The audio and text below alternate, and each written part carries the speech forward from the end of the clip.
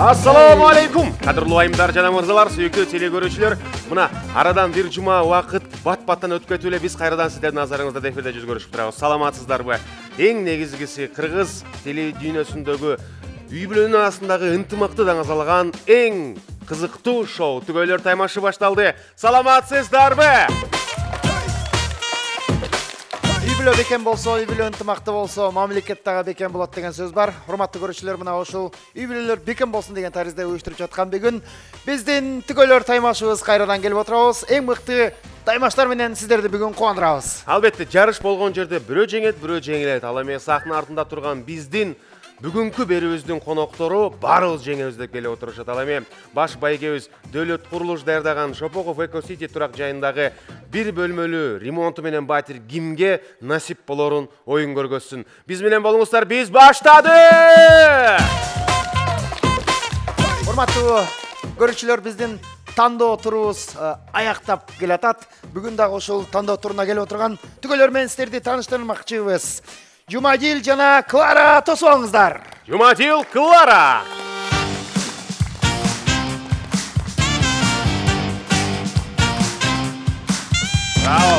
Браво, баракелде. Ассаламу алейкум. Кош келдиңер. Жакыныраак туруңуздар бизге. Кана ушул түгөйлөргө, сулууларыбызга бир колдоо бергөз, бир кол чаап коелучу. Кандайсыздар? Жакшы. Аман эсен келип олдуңуздар. Жакшы, эмиси менен сүйлөшүп баштайлы. Жумадил мырза, айтыңызчы, кыргыз коомчулугуна эмне пайда кылып туруп атасыз, эмне жумуш кыласыз, айтыңызчы. Мен мебельный цехта иштейм. Эмерек жасайт турбайсызбы? Үйдөгү эң кооздук жараткан эмеректерин сиз жасайт экенсиз да? Кааласа. Сүйүктүүңүз эмне жумуш кыласыз? Мен үйдө эле үй кожойкесимин. Эң оор жумуштардын бирөөнү сиз кыласыз. Албетте. Тамашалап айтып калабыз бизге да ушул жумуштун оору, үйү кожойкеси деп. Жумадыл мырза, эми бүгүнкү жарышка катышалы, жүр барып келели деген демилгени сүйүктүүңүз кантип айтты сизге? Бизде наоборот. Бизде таппа табылбады, бериңизчи. Биз ошону күтүп атпадык. Колун кармайлы. Качан Бул келет? кишиге дагы бир жолу кол чаап коюшубуз керек. Биз сизге бүгүн катуу жардам беребиз го дейм. Анткени биринчи жолу ушундай болуп атат, адашпасак, бизден наоборот деп. Сиз айттыңыз катышып келели деп, э? Жок, буга айткан эмесмин. Сиздер чалгандан кийин даярдан эртең 12 барабыз деп айттым. Сиз дароо эле факт айткан турбайсызбы? Сиз билчү эмессиз? Жок, билген эмесмин. Биздин таймашты көрчү белеңиз мурда? Ооба, мурун көрчүмүн, анан мындай болуп кеткен билген эмесмин. Жүз болуп кетти. Кандай сезимдер болду ошондо? Эмне болуп кетти, айтыңызчы? Толкундануу сезим болду, кандай барсамбы, орозамбы, кандай болот экен деп. Баарыбыз эле орозобуз, негизи орозолор кабыл болсун. 12 айдын султаны болгон ороз айында жарышта мен оюмча азыр сиздерди көп кыйнабайбыз, оюндарды дагы жеңилирээк кылдык, физикалык көп кыйнабайбыз. Сүйлөштүкпү? Анда эмесе бир эле суроо, канча жыл болду баш кошконуңуздарга? 3 жыл болду. Жакшы, аябай катуу эсептедиңиз го. Адашып албайын дедиңиз окшойт э, анда. Качан эле? Эмне болду эле деп. Кантип тааныштыңыздар? Каяктан тааныштыңыздар эле? Ошону айтып кетиңизчи, Клара айым баштасын. Чогуу жашаганыңарга 3 жыл болуптур. Ага чейин кантип таанышып калдыңар? Биз бир баланын ата-энесибиз. Өмүрлөр узун. Экөөбүз биринчи Инстаграмдан таанышып калганбыз, жолдошум жазып. Анан ал жактан сүйлөшүп, Кимге биринчи жолу жазды Инстаграмдан? Мага жолдошум жазды биринчиден. Албетте. Сиз жазсаңыз кичине окшошпой калмак деп коңуз. Не деп жазды? Тааныш болбойлубу? Мен мурун жазган көрчү эмес элем. Кийин эле отуруп карап калсам, бул жазган келе жолдошум. Анан эфирде отурат элем ал кездерде. Эфирде дегенде түз эфирдеби? Түз эфирде отурчумун да Инстаграмда. Эмне кылчу эле түз эфирде отуруп? Отуруп дем. Ары сайт бериппи? Жомок айтып берип, сүйлөшүп деп коңуз. Биринчи жазган экен, аны көрбөптүрмүн да, анан теги сообщенияга кирип карасам жазган экен, мындай сүрөтүн карасам жактырып калдым. Жакшыраак эле экен го деп. Анан жооп жазып койдум, бул дагы жооп жазып, мен WhatsApp аркылуу сүйлөшүп, бул Ошто, мен Бишкекте. Мен буга Ошко барбадым энди. Жакшы. Өзүңүз бардыңызбы? Ооба. Эми байкадыңыздар туугандар, ушундай Instagram соц тармактардагы үй бүлөнүн жаралышына жардам берип калышы мүмкүн. Ошондон бирөө жазып калганда кейде жооп берип туруңуз, сүрөтү жегип калса, э? Ал эми Жумадыл мырза, сиз эмне болуп жаздыңыз эле? же монтируп 100 адамга жазып чыксаң арасынан бирөө каражат Жок. Өзү жазып калып анан Баягы үйлөнө турган адамды көрсөң мындай башкача болосуң го жүрөгүң. Өзү айткандай эле кирсем ошо Инстаграмда отурган экен. Анан аябай көзүмө мындай жылуу учурап, баягы таанышым катары болуп, негеде жазгым келди. Анан не деп жаздыңыз? Ассаламу алейкум деп жазгам биринчи. Кайра өчүрүп кандайсың деп жазам. Кайра өчүрүп коём. Привет деп коём деген. 3-4 жолу жаздым, салам деп жаздым. Кай ассаламу алейкум деп эле жазайынчы деп анан. Жооп берип калды.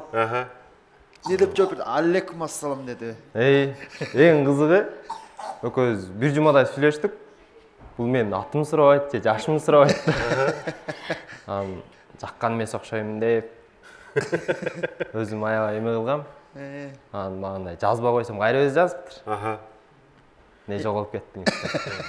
Анда нормально экен деди. Нормально экен, повод бербей жүрөр. Өзү айткандай ошко келип издей баштады. Бала курсту катуу көтөрүп коду, мында, еврого эле таккан турбайсызбы? Анда эмесе мына ушунун артынан жакшы үзүрүн көрүп, жаратканым насип этип, нике кайып болгон экен, өзүңүздөр үй бүлө отурасыздар, анан жана албетте эле бир бөбөктүн ата энесиздер. Биздин берүүбүздөн дагы жеңишти сиздерге каалайбыз. Буюрса төрдөн орун алып бериңиздер, биз сиздерди кош келиңиздер деп. Буюрса. Бир кол чаап коеюн. Ийгилик коштосун. Келиңиздер, орун алабыз. Ал эми Жумадыл менен Кларага атаандаштык кылып, Сүймөнкул менен Мадина келди. Тосуп алыңыздар. Сүймөнкул, Мадина.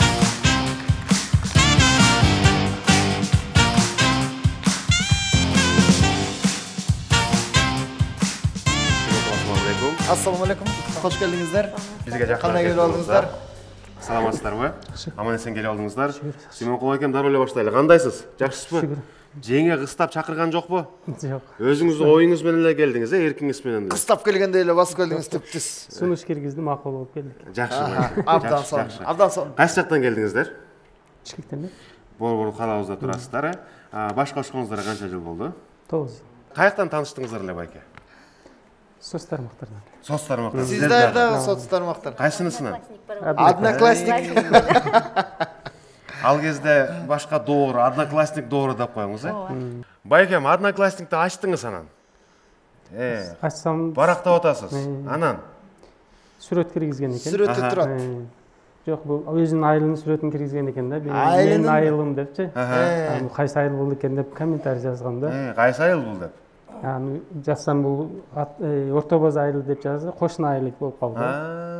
Кайсы жактагы айыл? Баткенде. Баткенде. Кыргызстандын башталган жагынан келген турбайсыздарбы? Ошол жактан, э? Анан айылда сүйлөштүңүздөр, анан кийинки кадамдарыңыз кандай болду? Ошо телефон аркылуу эле сүйлөшүп жүрүп, анан өзүм Россияда элем, анан барып таанышып, сүйлөшүп жолугуп. Жакшы, жакшы. Сиз одноклассникке жазган учурда Россияда белеңиз. Дароо телефон алдыңыз. Алып туруп эле чалдыңыз. Жо биринчи жазышып эле анан эсиме салдым. Жакшы, Байке жакшы. карындаш катары эле сүйлөшүп жүргөнбүз да. Анан кийин эле көрсө байке карындаш болбой калган турбайбы? Жакшы. Эми сиздерге ийгилик каалайбыз. Төрдөн орун алып бериңиздер. Бул кол чалуу сиздер үчүн жаңысы. Кол чалуу. Кийинки биздин оюнубуздун катышуучулары бүгүн ушул оюнду жеңип алабыз деп келип отурушат. Майрамбек менен Зейнептин үй бүлөсү, тосуп алыңыздар. Майрамбек, Зейнеп.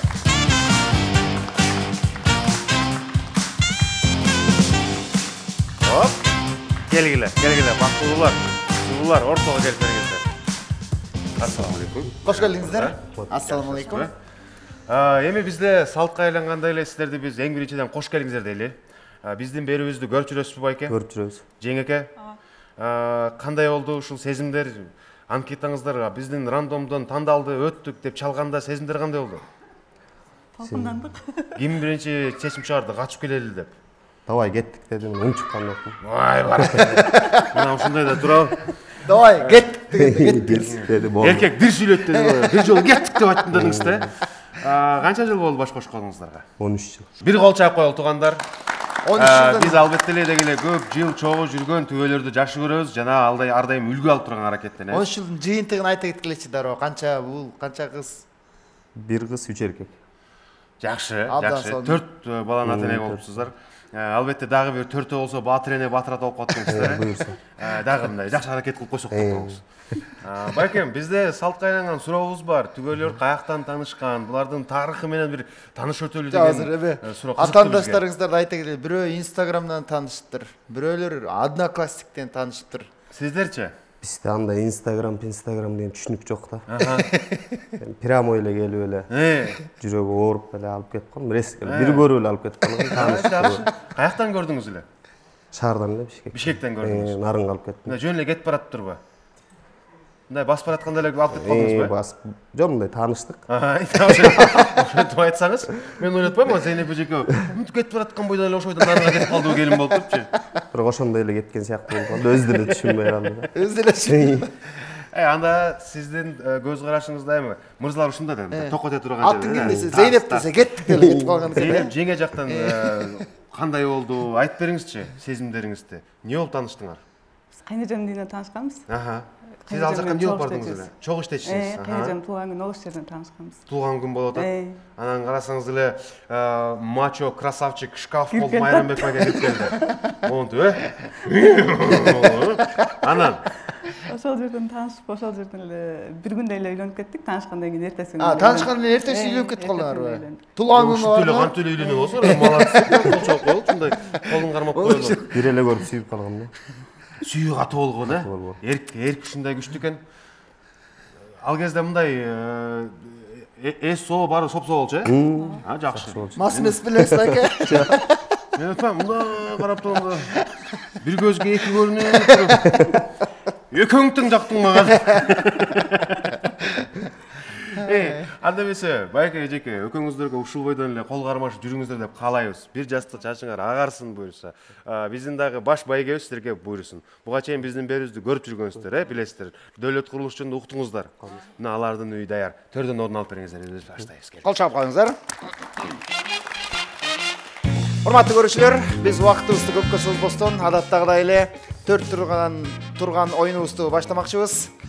Биринчи мырзалар, айымдар экөө бир катышат, андан кийин мырзалар үчүн, анан айымдар үчүн, анан кайра чогуу катыша турган оюндарды кылабыз. Албетте эле сүйүктүү замандаштар, бүгүнкү берүүбүздүн дагы жыйынтыгында кийинки баскычка ким чыгат ошол белгилүү болот. Калган меймандардын баарына белектерди тапшырабыз. Биз дароо биринчи оюнду даярдайбыз. Биринчи оюн ынтымакты даңазалайт, бири-бирин канчалык деңгээлде жакшы түшүнөт, канчалык өздөрүнүн ыкмалары бар, ошонун баарын байкап текшере алалы. Ал эми бул жакта азыр чучуула кургандын кажети жок, анткени 1, 2, 3 деп эле баштай беребиз. Жеңишке жетиш үчүн бир түгөй, эки түгөй тең учуш керек болот. Ал эми азыр экибиздин баарын даярдап алган соң, биз оюнубуздун шартын сиздерге түшүндүрүп өтмөкчүбүз. Бир кол чалуулар менен Түгөйлөр таймашынын бул жумасынын биринчи оюнун баштадык.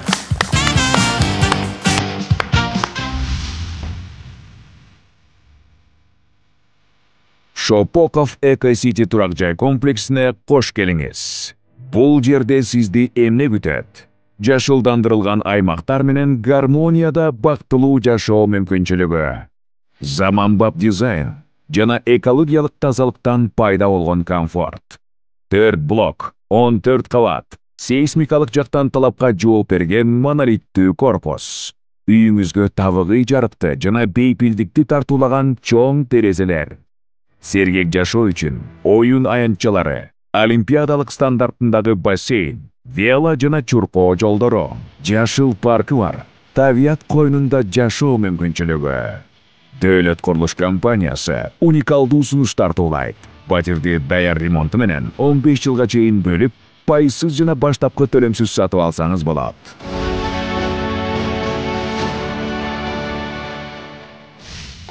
Урматтуу көрүүчүлөр, мына ошентип бүгүнкү оюнубуздагы биринчи оюн даяр болуп турат. Азыр шарттары менен Санжар түшүндүрүп кетсин. Ар бир түгөйгө сүйүктүү замандаштар өзүнө түстүү топторду беребиз. Мисалы үчүн азыр Жумадил Кларанын үй бүлөсүндө сары түстөгү, Сүймөнкул Мадинага ак түстөгү шарларды беребиз. Бул столдун бир бурчунан турушат дагы, экинчи бурчуна алмак-салмак бирден топ ыргытышат. Ал эми жумуртка лотогуна 2 мүнөттүн ичинде эң көп жумуртка чогулткан түгөй утат. Утулуп калган түгөй отурат дагы, бизде диванда эс алып аткан түгөй кайра чыгат дагы, уткан үй бүлө менен дайыр жолу жарышат. Эң негизги шарт, ушул жарышта бири упай алыш үчүн 2 түгөй тең утуш керек. Ошондо мисалы үчүн Жумайдыл мырзанын үй бүлөсү Сүймөнкулду да Майрамбектин да үй бүлөсүн утса дароо упай алат. Ал эми Сүймөнкулду утуп туруп Майрамбекке утулуп калса кайра ордуна отурат дагы Сүймөнкул менен дагы бир жолу жарышмакчы. Анын баары биздин берүүбүздү жума сайын көрүп аткан, тандоо турубузду көрүп аткан адамдар бунун шарты белгиси билишет. Эми азыр кызыктуу оюнга өтөлү. Биз столдун жанына Жумадил Клара жана Сүймөнкул Мадинаны чакырабыз. Келиңиздер. Биз даярбыз. Көрөрмандар даярбы?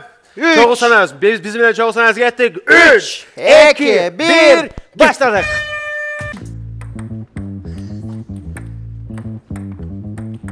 Хоп. Ай баракелде.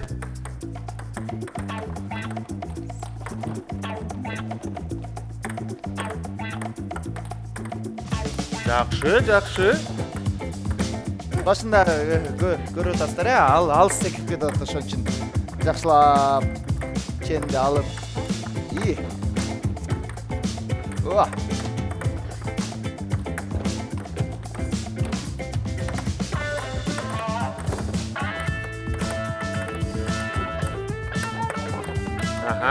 Ага.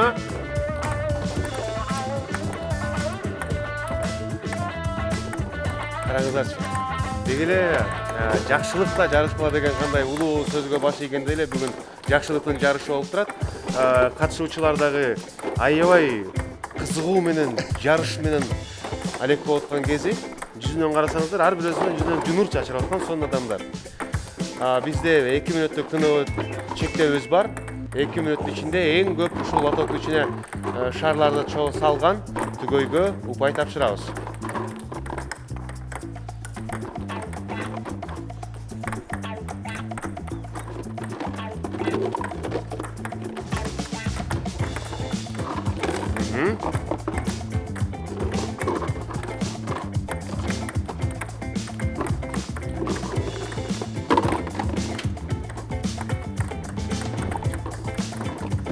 Дагы вакыт бар. Шарларды алып келип жардам бере калалы. Дагы вакыт бар. Аз калды. Болот, алып келесиңиз болот.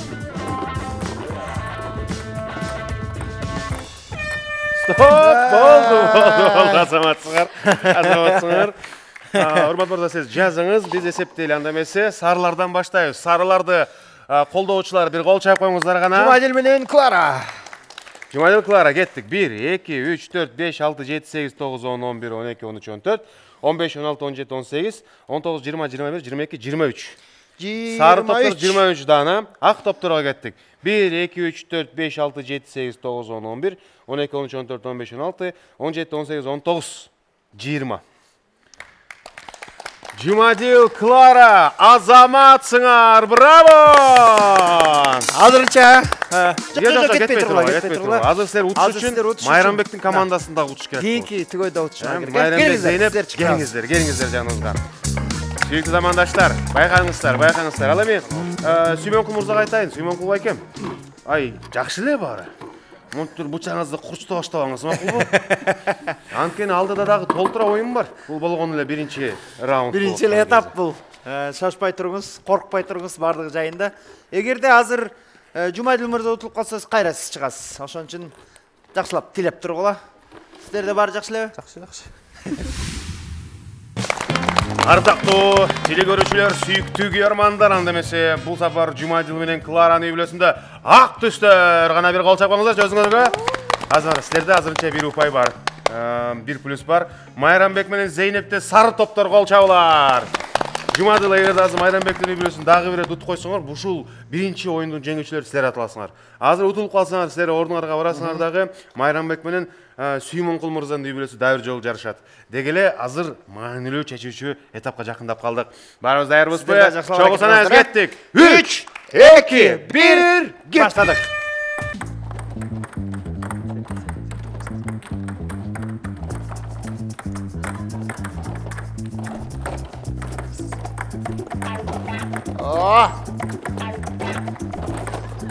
Бирок бул жака көбүнчө актар чыгып аткандай, мына сарылар да чыга баштады.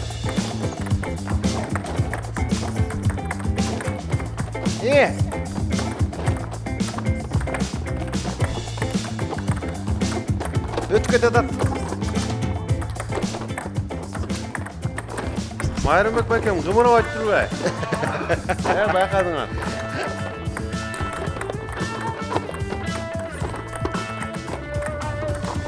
Ушу сарылардыкы берил өтүп кетип атат. Секирип кетип атат.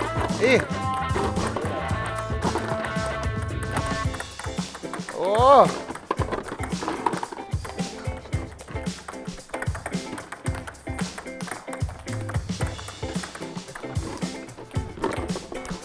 Ак топторду караңсаңыздар, буларда убакыт жетишпей жаткан кези. Азаматсыңар. Эске салалы 2 мүнөттүк чектөөбүз бар.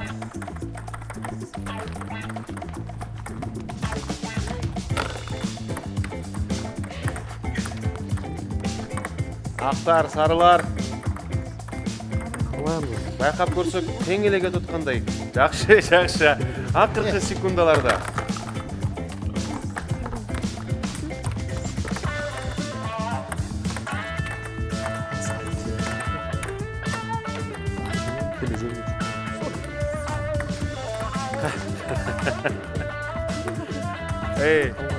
Дегеле өз ирети менен. Стоп! Эми санайбыз. Келиңиздер. Ак топторду ыргыткан Жумадил менен Кларага биринчи бир кол чаап коюңуздар. Ак топторду санайлы.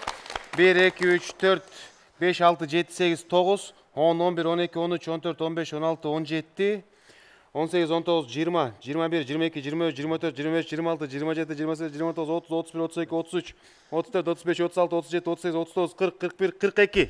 Ого! Жумадил, Клара, силер рекорд кылдыңар. Жаңы эле 23 болду эле, азыр болсо 42. Сары топтор кеттик. 1, 2, 3, 4, 5, 6, 7, 8, 9, 10, 11, 12, 13, 14, 15, 16, 17, 18, 19, 20. 200 деп койсоң, 20 болуп калды. Ошо менен урматтуу көрүүчүлөр, бүгүнкү биздин оюнубуздагы биринчи упайды сиздерге тапшырдык. Жумадил, Клара, 1 упай! Браво! Азаматсыңар. Инстаграмда таныштым дедиңер, Инстаграм, Одноклассники, анан кадимки жашоо деп коет бул жакта. Келиңиздер, төрдөн орун алып бериңиздер. Бүгүн 3 түркүн түгөлөр келип жарышып аткан кези.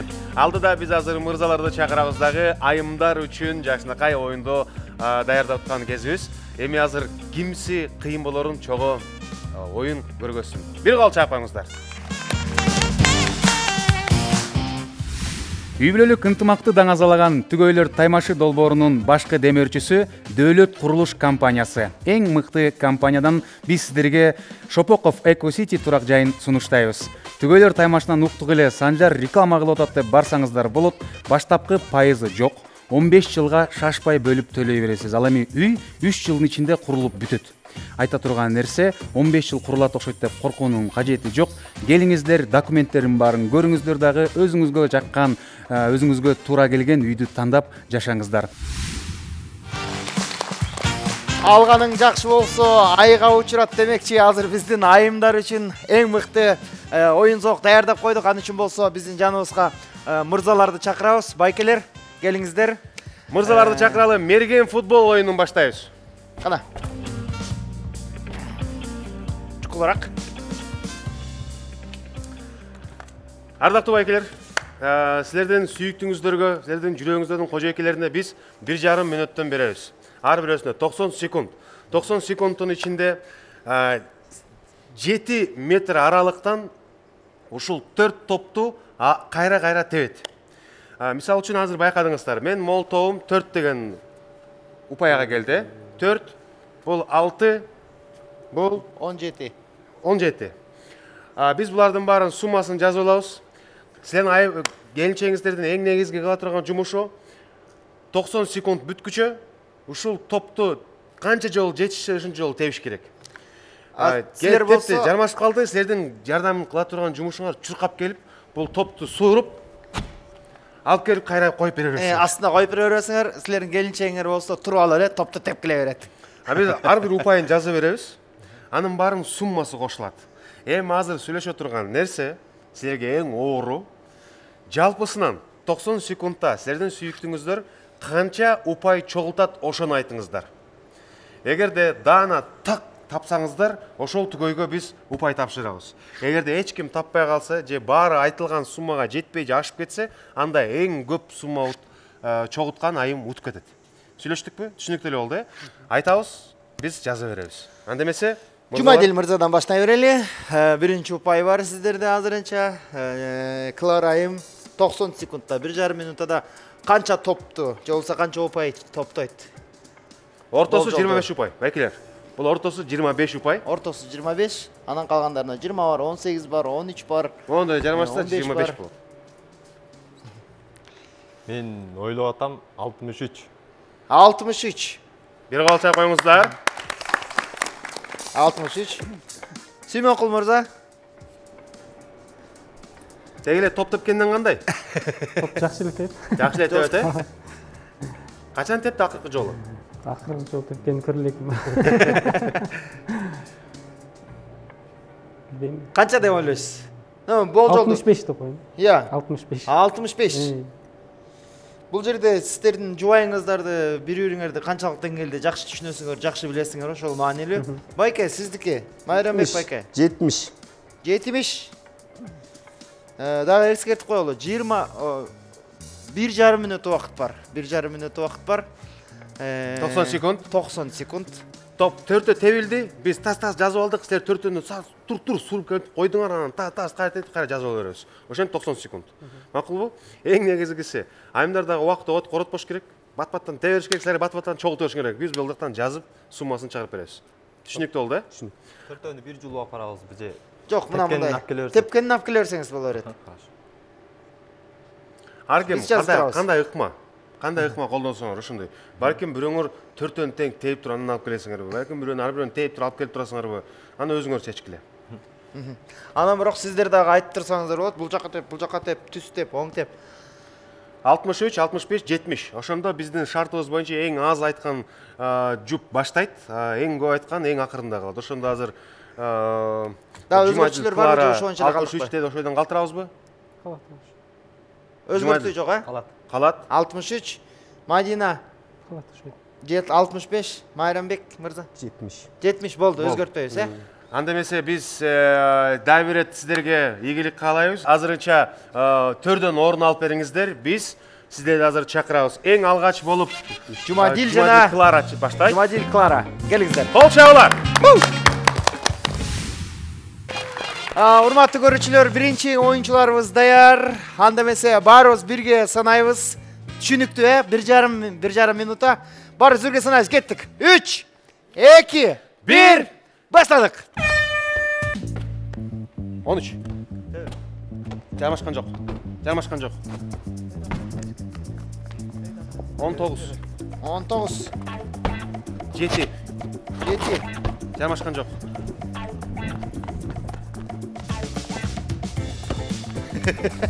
Жармашкан жок. 7. 7. Жармашкан жок.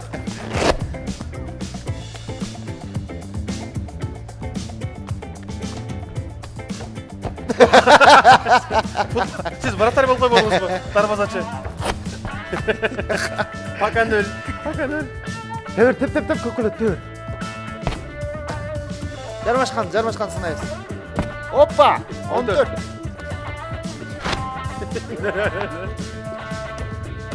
Жок. Көкөлөт. 7. 15. 15. 7, 15. 18. 7, 15, 18. Хоп! 20. 20. Tep. 17.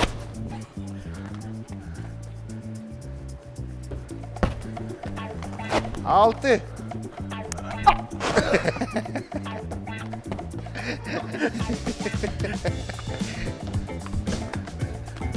1. Stop. Жолдошуңузда өчүңүз бар окшойт, эле бул кишини тепкилеп аттыңыз. Жетиге жолдошуңузду бетпет отпадыңыз. Заматсыз. Ашке, сиз көп чуркап мындай дыхалкаңыз жакшы турбайбы? Көп чачаган жок. Сонда эмесе суммасы чыгаралы эсептейли кана. Сиз 63 дедиңиз эле, кайдагы 63 144 болуп кетпедиби? 144 бул түгөйдө. Браво! 65-ти урам деген Сүймөн Кул мырза менен Мадина Айымдын үй бүлөсү чакырабыз. Келиңиздер. Келиңиздер. Мадина. Браво. Акыркы жолу качан топ тептиңиз? 11 класста. Мына Аймаз ностальгия болот экен. Болгону 90 секунд, 1,5 минут. Сизге ийгилик, ал эми сизге дагы күч кубат жаратканын берсин. Сиз жакшылап колдоп туруңуз. Барып чогосуңуз. 3, 2, 1, кет. Баштадык. 15. 15. Koydum. 14. 14. 6. 6. 13. 16. 16. 17. 17. 3. 15. 15. 17. 17. 16. 16. Çok çok çiğne. Arak zilon.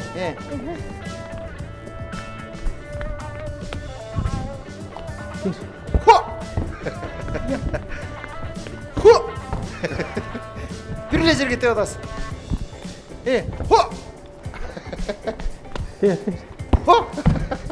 Çeti. Siz karatisterde etebesiz go.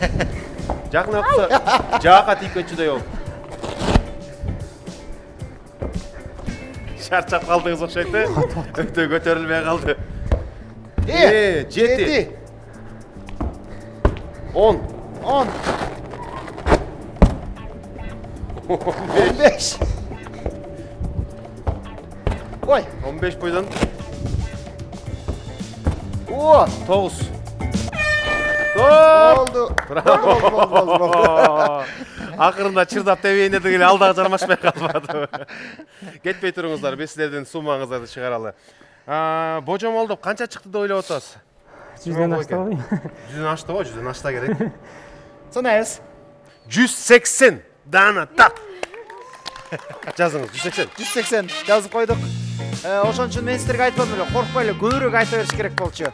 Анда эмесе кезек Майрамбек мырзанын үй бүлөсүндө. Келиңиздер. Сизде да, жеге 1,5 минут. Майке күч кубатсызга, Жат түшө. Деп туруп. Кана бир кол чаап бар ошого. 2, 1, баштадык. 17. 17.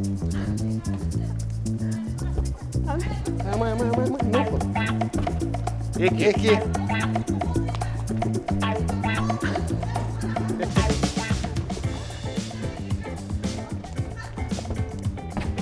13. 20. 6. 6. 18. 18. 20. 20.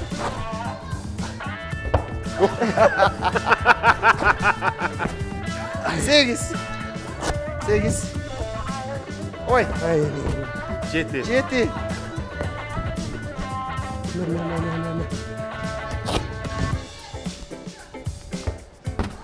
7. 18. 18. 4. 4.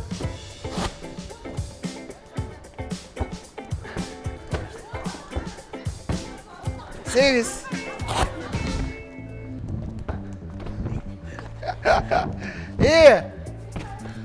4.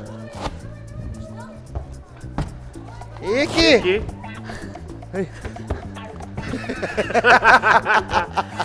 Siz kıyıyorsunuzda ölçünüz var okşaydı.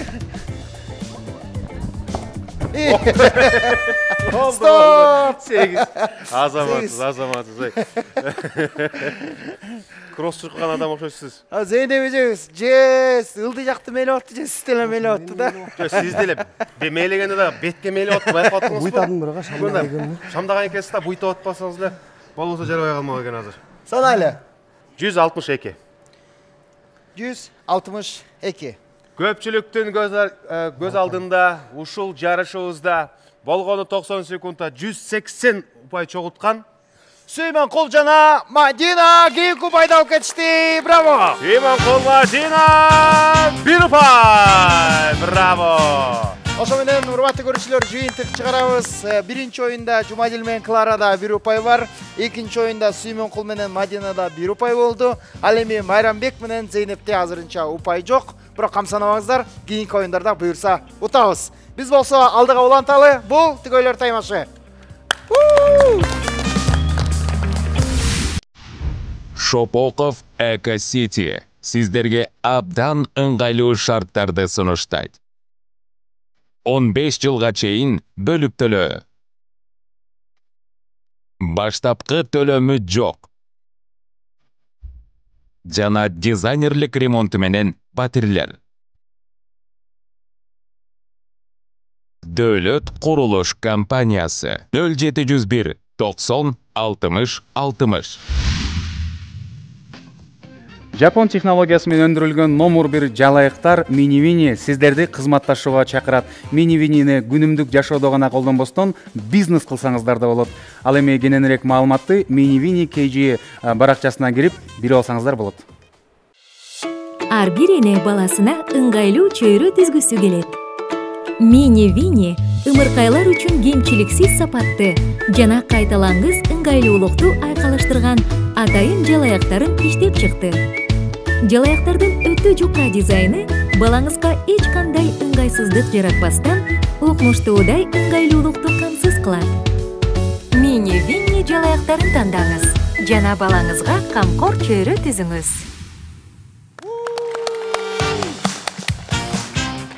Адыбесе, эми күч атасын тааныбайт дегендей, ыйык орозо ай болуп атканда күч менен көп сынабай эле коет, ошондон күчтү көп коротпойт. Ошол учурда бирок күчтүүлүктү дагы көргөзүп кете турган аба футболун даярдап келдик. Анда эмесе биз жеңелерди чакырабыз, алар менен сүйлөшөлү дагы мырзалардын жарышын чогуу көрмөкчүбүз. Жеңелер, жүрүңүздөр. Келиңиздер.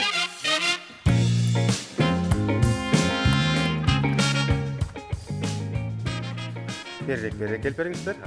Биринчи оюнда сиздердин топко мыкты экениңиздерди көрдүк. Эми жолдошуңуздар жөнүндө сурайлы. Жолдошуңуздар жөнүндө деги эле мындай спортко кандай, спорт менен машыгабы, спорттун кайсы түрү менен машыгат, топ тепкенге жакшыбы, футболду жакшы көрөбү? Жумадил мырзадан баштайлычы. Мен жолдошум теннисти жакшы ойнойт. Теннис. Теннис да. Жакшы. Чоң теннисби, кичинекей теннисби? Кичинекей. Кичинекей теннис, пинг-понг. Жакшы кананда жеңилирээк болгон Столдун экен. үстүндөгү теннис, Футболдагы бул теннистин тобу менен ойнойт атабыз.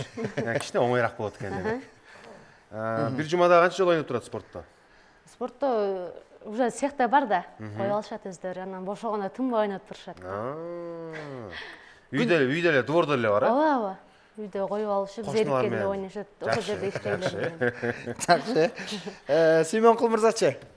Менин жолдошум бул футболду жакшы ойнойт. Жумасына күн сайын ушул ар жумада барат. Айылга барып эс алып келгенинде күн сайын деле бара берет футболго. Жакшы. Сиздин жолдошуңуз футболчу экен да, Футболчу. Майрамбек байкечи. Биздики футбол деле ойнойт. Машина оңдогонду жакшы көрөт. Машина оңдогонду жакшы көрөт. Жумушта дагы машина оңдойт, үйдө дагы машина оңдойт. Жумушта деле. Болгон спортту машина оңдойт дейсиз. Кичине жерге өткөндө эле коштап машинаны оңдой берет. Бошойт ошол машина оңдогондо эле кечке үйдө деле жумушта деле. Анда азыр атайын ушул бир аз алаксыта турган, Чержада турган ушул жарыштардын бирөөсү аба футболу, воздушный футбол. Отуралды бир гана өпкөнүн күчү керек болду да, өпкөнүн деп туруп үйлөйт, кимде көп гол киргизет. Ал эми биз ошол топтордун санын эсептеп турабыз. Сиздерден азыр бир эле нерсе бар. Эми эркекти өзүнүн аялы эң жакшы билет. Башка эч ким, ата-энеси дагы, бир туугандары керек болсо өзү да өзүн анчалык жакшы билбейт, аялынан башкачы. Азыр айтасыздар, жалпысынан биринчи жарыш сыяктуу эле утуш үчүн Жумадыл, Сүймөнкул, Майрамбек азыр ар бирөө бири-бири менен жарышып чыгат. Башында мисалы Жумадыл мырза менен Сүймөнкул мырза кимиси утулса чыгат дагы эс алып атканда чыгат, анан 2 жолу утуш керек. Бирок биз ошол учурда упайларды санап турабыз. Жалпысынан бир раундка канча убакыт беребиз, урматтуу мырза? Бир раундка 2 мүнөт убакыт берилет. Кайра жарышууга 1 мүнөттөн азайтабыз. Мисалы үчүн башында бир раунд 2 мүнөт, анан утулуп туруп дагы бир жолу чыгып калса, анда 1 мүнөт кылып коебуз. Жалпысынан канча гол киргизе алат силердин жолдошуңуздар, ошону бизге айткыла. Эгерде даана так туш келсе, утулуп калса деле, утуп калса деле, балким биз бонус белек беребиз. Макулбу? Эч кимдиги жетпей калса, баарын кашып кетсе, баары бир бул жактан 2 жолу уткан адам утат. Андемесе кеттик. Кана, сизден баштайлы. Майрамбек мырзадан баштайлычы. Азыр. 50. 50 гол киргизип атасызбы, э? Снайпер окшойт Майрамбек байкам, э? Деп турула. Крученый-мурченыйлардан. Симонкул байка? Мен 10 дейм. 10 дейсиз. Сиздики кичине логичныраак, э? Реальныйраак болуп туруп. Жумадил байкам канча гол киргизет? Меники 24. 24? 20. Жакшы, жакшы. Эсептеп турабыз анда. Алмашабызбы? 35 биздики. Не болуп кетти Зейнеп? Кичине ойлонуп кетти. Кой, аз айтайын дедиңизби? 35. Бул жерде өпкөнүн мындай тазалык аябай маанилүү да. 35, 10, 24. Өзгөртөбүз, өзгөртпөйбүз. Өзгөртпөйбүз, меники ошо боюнча калышы болду. Биздер шартыбыз боюнча эң аз айткандар баштайт. 24 менен 10 баштасын. Жумадыл мырза менен Сүймөнкул мырза баштайт. Майрамбек эс алып турат. Биз азыр сиздерге жолдошторуңуздар жарышып атканда, сиздер могу столдун артында отуруп туруп мындай ооз-эки кыйкырып, жардам берип, жаным, батырым, давай, красавчик, деп кыйкырып турсаңыздар болот. Азыр биз Жумадыл Сүймөнкулду ортого чакырабыз. Клара майдана калсын, Зейнеп Зайым, сиз Майрамбек байкенин жанына алып туруңуз. Байкелер, кана.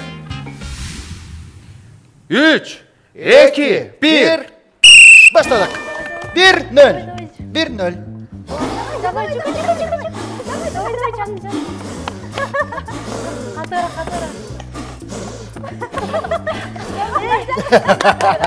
2-0. Ой. Крученый болуп кетти. Катара. 2-1.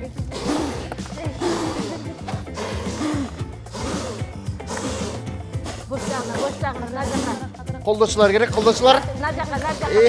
Жан катара. Ой! Гол болбой калды.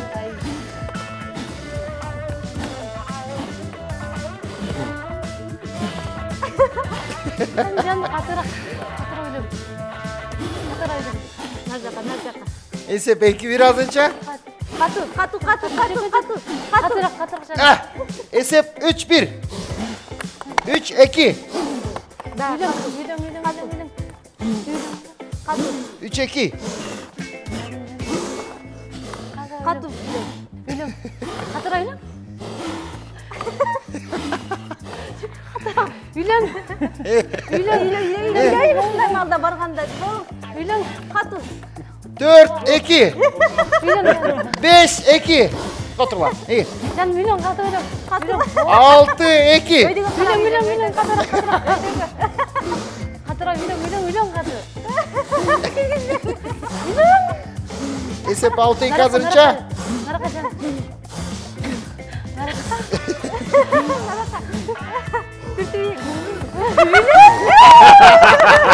6-3. Үйлөн жан. Катара. Үйлөн.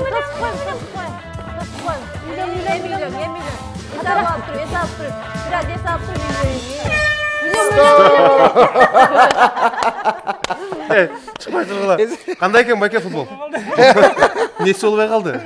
Башайланып чыкты. Ортого биз от жагып койсок, жана озон кип турмак эне. Деле от жагып атыр. Азаматсыздар. Байкелер даярбызбы? Майрамбек байке, разминка кереги жокпу? Жок, нормально. Өпкө чоң дейсизби? Сизгечи? Нормально. Баары жакшы элеби? Сон. Даярбыз? 2, 1. Баштадык. Жан. Кату. 1-0. Кату жан.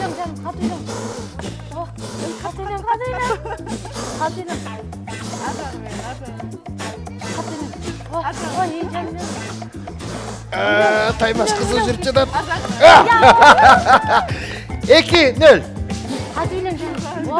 2-1. Катара. Үйлөн. 3-1. 4-1. Үйлөн. Катара. 5-1. Үйлөн. Катара. Автогол. 6-1.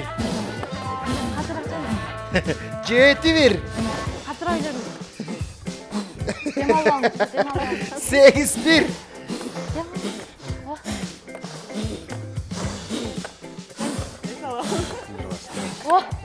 8-2.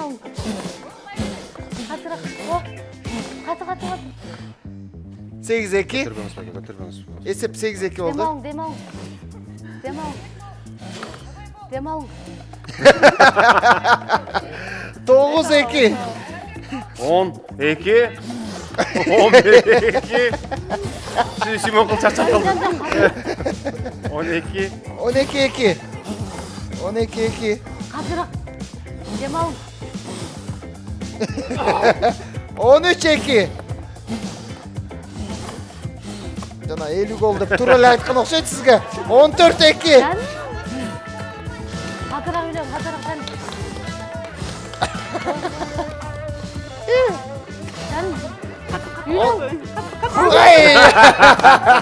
15-2. 16-17. Azamatsız. 17. Siz buga чейин бул футбол ойнап жүрөт окшойсуз? Кыргыз Республикасынын аба футболунун мастер спорту окшойсуз. Азаматсыз. Эс алып туруңуз. Эми чектөө 1 минут.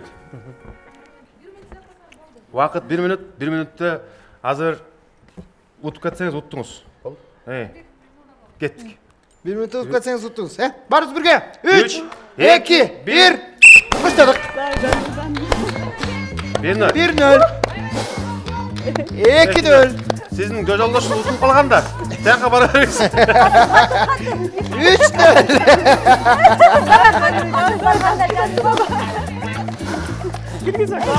Ой, катуу таймаш. Кызуу таймаш. Жакындадыңыз. Киргизбек. Катуу. Келгенде. Ай. 3-1. Катуу. Келгенде. Үйдөгү тартып алып. 3-1. Жарыш болот. Мардагына. Ладно, киргизбесек эле болду.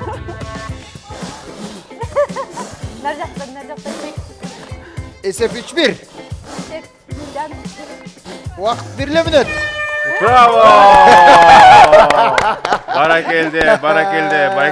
Байкелер, азаматсыңар. Аябай кызуу жарыш болду. Келиңиз. Сүйүктүү туугандар, Баатырга бир кол чаап коюңуздарчы. Менде байкем номуру бар. Кимдин дөңгөлөгү жаркылап чалып турула келип, өзү эле үйлөп эле. Оңус менен эле үйлөп койчу да. 2-3 атмосфера берет экен өпкөңүз азаматсыз. Куттуктайсыз сизди.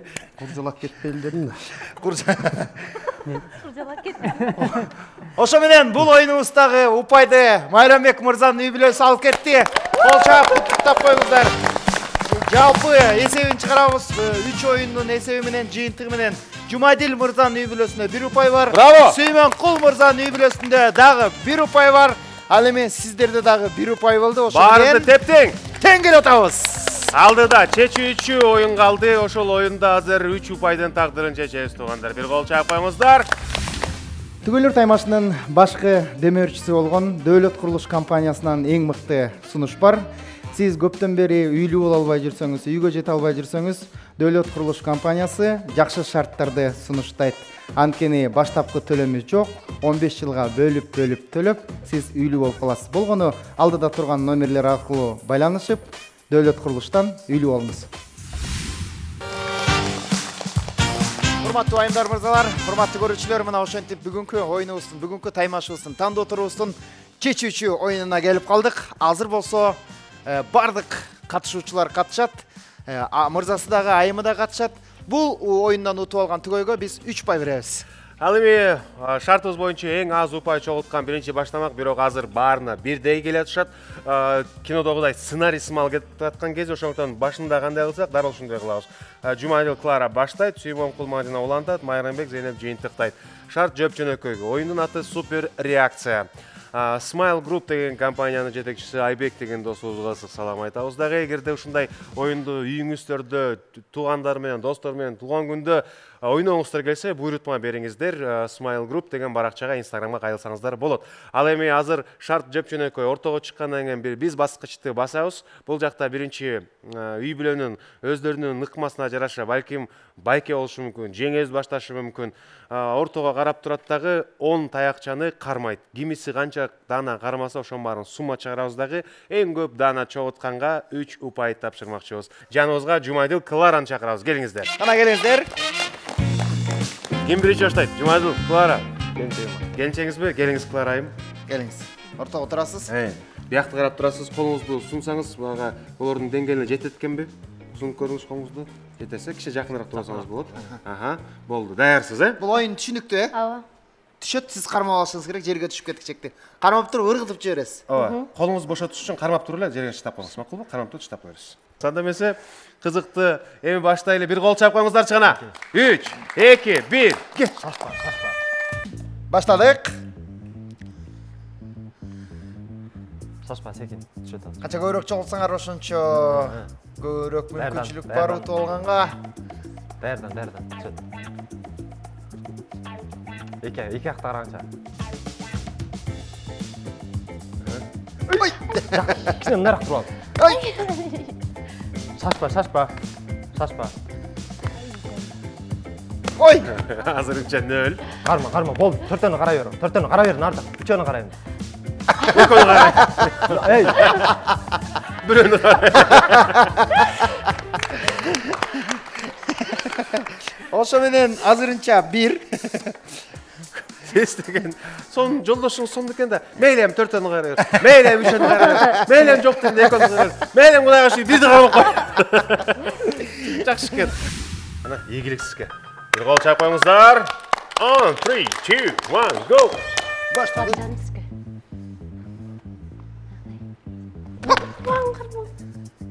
Молодец. Бул жактан молодец.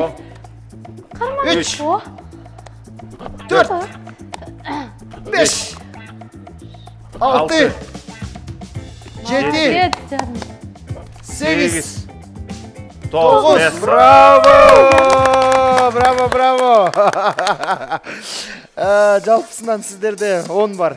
10 таякчаны кармадыңыздар. Сиз боксер окшойсуз, же Формула 1 ойнодуңуз беле? Теннис ойнойт. Икен дуракпыз. Жөн эле мен ушундай кыйын мында коюм. Кыйын мактанчакмын деп. Бакча коюңуздар. Азаматсыз. Жакшы, сиздерди узатабыз. 3, 2, 1, башта! Хоп! 1. Азырынча 1. 1 боюнча. 2. 3. 4. 5. Ой, 5. Байка, ийгилик сизге. 3, 2, 1, башта!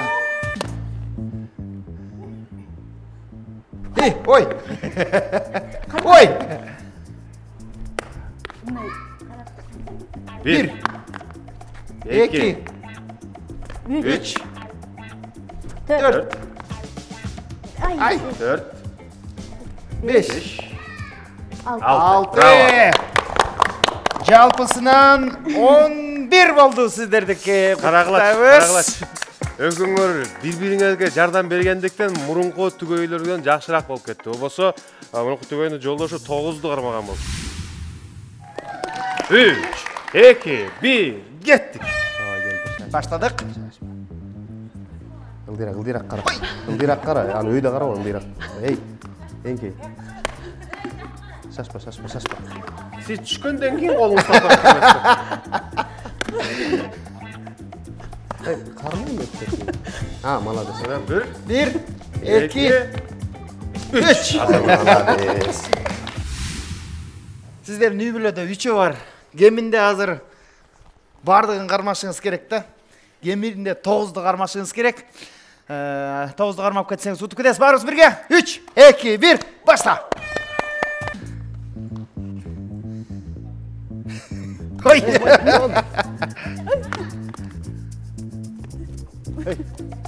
Ар жақтан.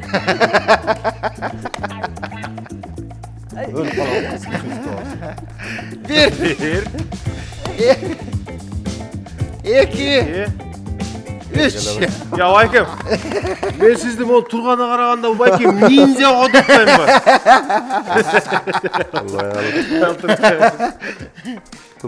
Мұнты тұрғанда әлі бүт барың армайды кенде отқымда мен. Жанықтарың еш айтып қалады. Шопоков Эко-Сити турак жай комплексіне қош келіңіз. Бұл жерде сізді эмне күтет? Жашылдандырылған аймақтар менен гармонияда бактылуу жашоо мүмкүнчүлүгү. Заманбап дизайн жана экологиялык тазалыктан пайда болгон комфорт. 4 блок, 14 кабат, сейсмикалык жактан талапка жооп берген монолиттүү корпус. Үйүңүзгө табыгый жарыкты жана бейпилдикти тартуулаган чоң терезелер. Сергек жашоо үчүн оюн аянтчалары, олимпиадалык стандартындагы бассейн, вело жана чуркоо жолдору, жашыл паркы бар, табият койнунда жашоо мүмкүнчүлүгү.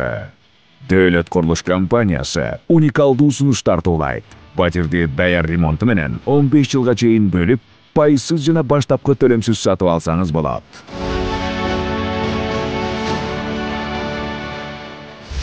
Bir adam eşnetsege қолынан келбейт, ийгилик деген эле ийгиликтин сыры бул ынтымакта. Ынтымакта экөө тең жакшы аракеттенген, өзгөчө жеңе жакшы аракеттенгендиктен бул түгөй көбүрөөк упай алды. Тагыраак айтканда, бүгүнкү ойунубуздун жеңүүчүсү Сүймөнкул жана Мадина. Браво! 11 упай менен бүгүнкү оюнду утуп кетишти. Ал эми Жумадил менен Кларанын үй бүлөсүндө 10 болуп калды, Майрамбек мырзанын үй бүлөсүндө 6 эле упай болуп калды. Сиздерди дагы бир ирет куттуктайбыз. Браво! Кийинки баскыч сизге өттүңүздөр. Барыңарды бери чакыралы, белегибиз бар. Келгиле, кол чабыңдар. Келиңиздер.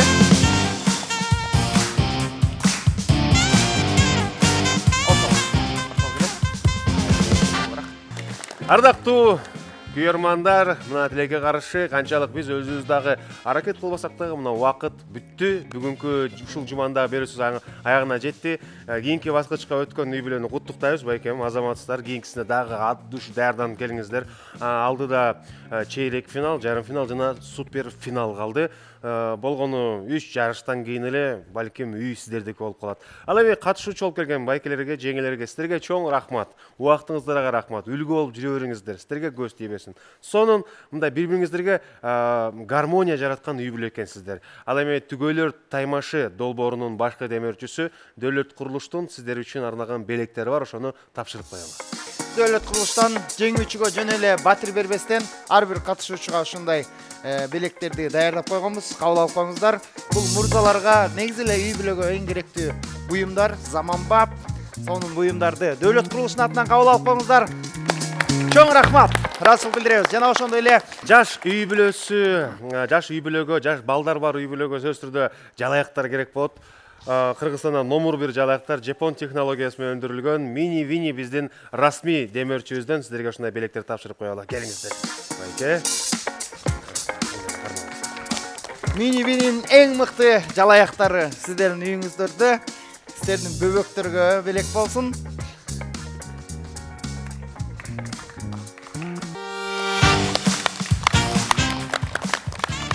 Сүйүктүү көрөрмандар, айымдар жана мырзалар, аталар, апалар бизди Кыргызстан гана чектелбестен дүйнөгө тараган кыргызстандыктар баары көрүп аткан учура кыргыз деп сагынып, кыргыз жыттанганды бир берүүнү көргүсү келип аткандар бизди көрүшөт. Ошондуктан биз менен болгонуңуздар үчүн чоң рахмат. Биз сиздер үчүн иштейбиз. Биздер менен коштошпойбуз, урматтуу көрүүчүлөр. Эмки жумада дагы биздин тандоо туруубуз болмокчу. Мыкты оюндар сиздерди күтөт. Бул Түгөйлөр Таймашы эмки жумада көрүшкөнчө сак саламат болуңуздар.